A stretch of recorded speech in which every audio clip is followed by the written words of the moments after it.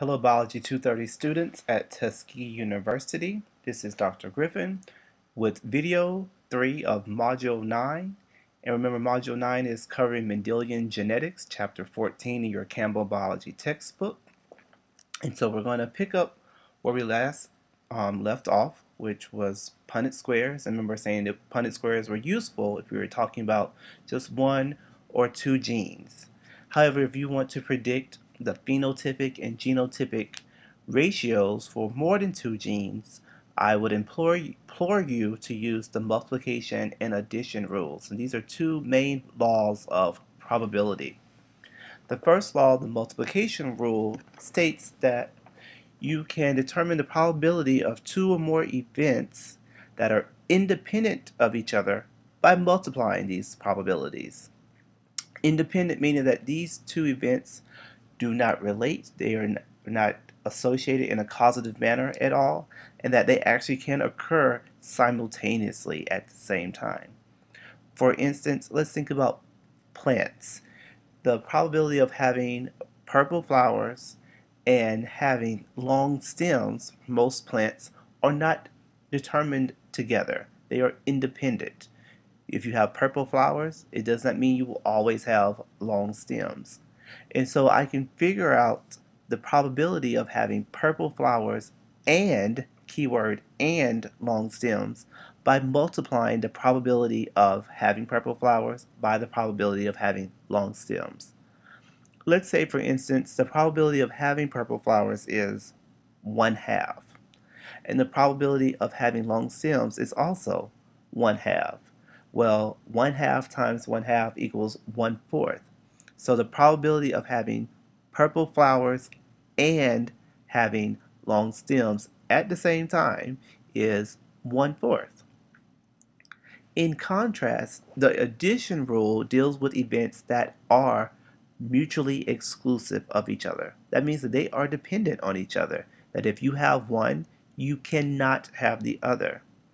It simply says that the probability of one event plus the probability of the other event, and etc., is the probability of having one event or the other event not occurring at the same time.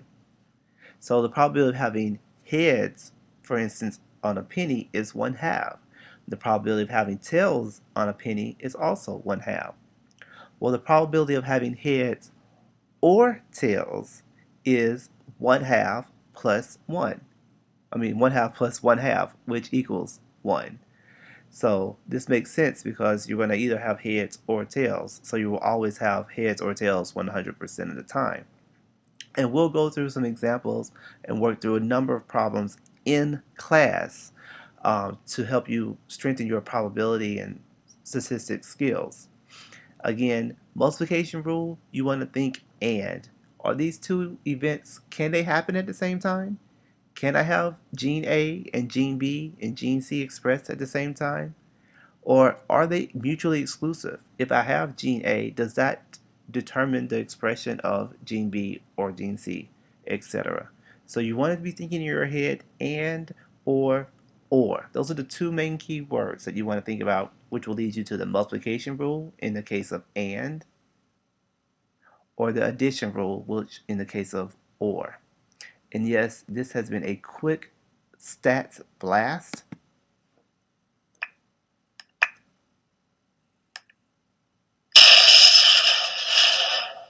That is very helpful for genetics and biology in general.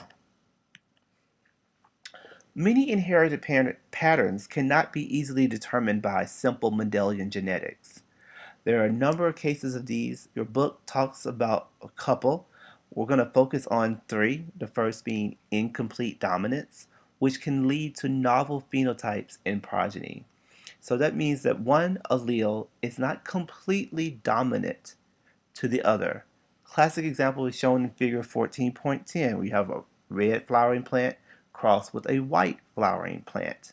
Well, when they mate, when they hybridize or fertilize with each other, you get plants with pink flowers. This intermediate novel phenotype that was not seen in the parent or P generation. Codominance is another time when inheritance patterns are not determined by simple genetics. Classic example, again, blood type. No allele, A, B, or lowercase I, or recessive, is completely dominant to each other. Let me rephrase that. A and B are not dominant to each other. They are dominant to the recessive allele, the lowercase I. However, you can have the full expression of A and the full expression of B sitting next side by side, being expressed simultaneously. When you get the full expression of two different alleles and no new intermediate type, it'll be a new phenotype, but not an intermediate phenotype. This is an example of codominance. Epistasis is the last phenomenon that the book discusses at length, where the expression of one gene affects the expression of another. This involves at least two different genes, which are at two different loci. So if gene A determines how gene B is expressed, we would say that gene A is epistatic to gene B.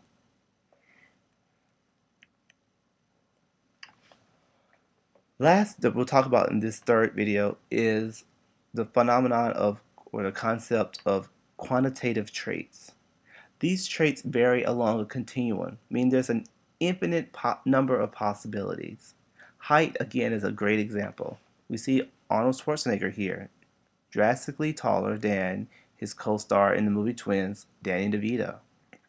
Well, as you can see, the human population is not made up of individuals that are all Arnold Schwarzenegger's height or Danny DeVito's height. There's a continuum. People are 6 feet 7, 6'5", 5'9", 5'2", 4'8", etc. There's an infinite number of possibilities for quantitative traits. And most quantitative traits are determined by polygenic inheritance, just meaning there are many genes that will determine the expression of these traits. This ends video 3 of 5 for Module 9. Again, this is Chapter 14 for Biology 230.